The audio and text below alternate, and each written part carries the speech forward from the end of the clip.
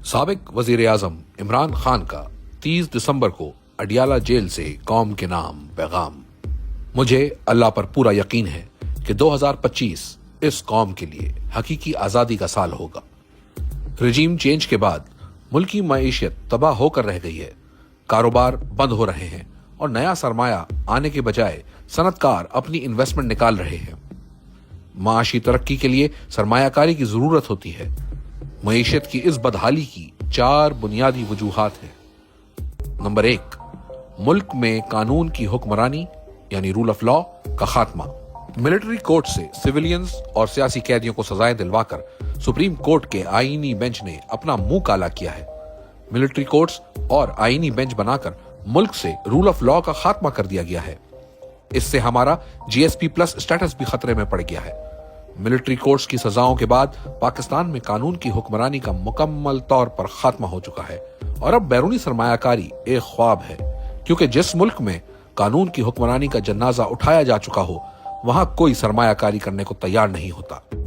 आप दबाव के जरिए वक्ती तौर पर दिखावे का इस्तेहकाम तो ला सकते हैं, मगर जब तक मुल्क में सरमायाकारी नहीं आती और अवाम का हुकूमत पर एतमाद बहाल नहीं होता, बेरोजगारी और माशी बदहाली को रोका नहीं जा सकता। मुल्क की माशी तरक्की का एक ही बुनियादी सतून है जो अंदरूनी और बैरूनी सरमायाकारी है।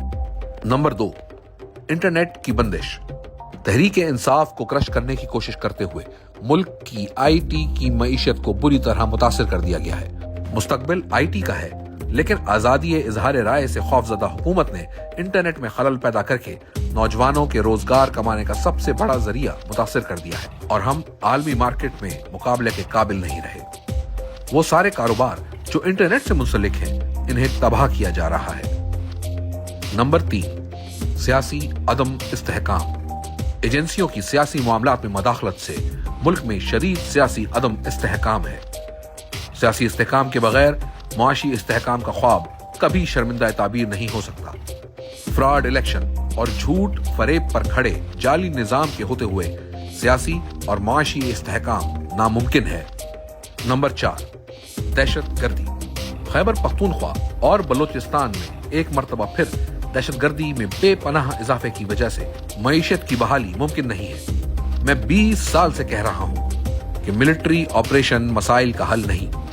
आपको दहशतगर्दी के मसले को हल करने के लिए देर पा सियासी हल निकालना होगा, वरना दहशतगर्दी के नासूर का जड़ से खात्मा नामुमकिन है।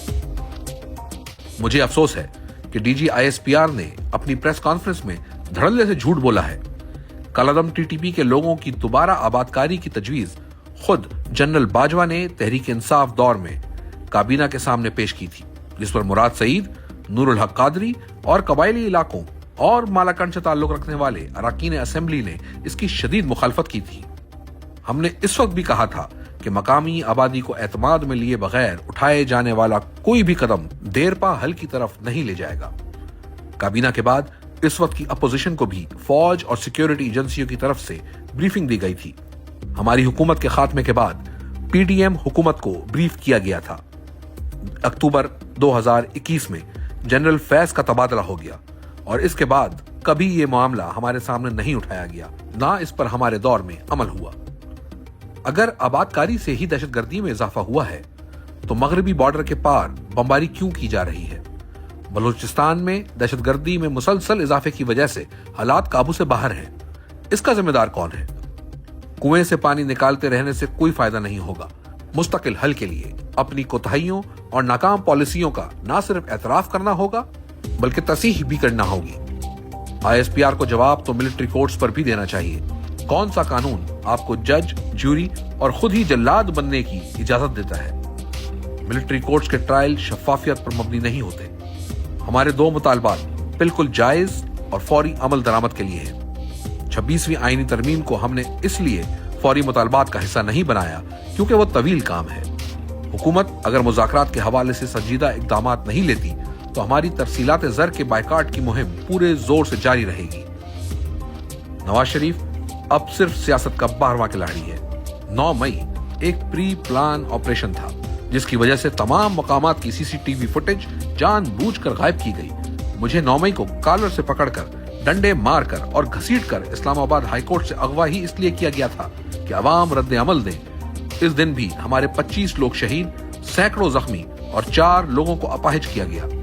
ہم پر ہی ظلم کر کے ہمارے ہی خلاف جھوٹے مقدمے بنا لیے گئے اور 10,000 کارکنان کو جیلوں میں بھر دیا گیا، جس کے بعد لوگوں پر تحریک انصاف کو چھوڑنے کے لیے دباؤ ڈالا گیا، اور اس کا مقصد صرف اور صرف لندن معاہدے کے تحت تحریک انصاف کو کچلنا تھا، کیونکہ جن لوگوں نے تحریک انصاف چھوڑ دی ان پر آپ نے مقدمات کا خاتمہ کر دیا۔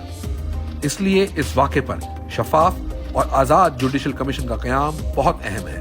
9 مئی کے بعد 8 فروری بھی ہوا، جس میں قوم نے آپ کا بیانیہ مسترد کر دیا ہے۔ 26 نومبر کو اسلام آباد میں معصوم شہریوں کا قتل عام کیا گیا اور کئی لوگ ابھی تک لاپتہ ہیں۔ یہ لوگ قبائلی علاقوں سے نہیں، اسلام آباد سے غائب کیے گئے، اور ہمیں خدشہ ہے کہ انہیں لال مسجد آپریشن کی طرح غائب کیا گیا ہے۔ اس لیے آزاد جوڈیشل کمیشن بہت ضروری ہے۔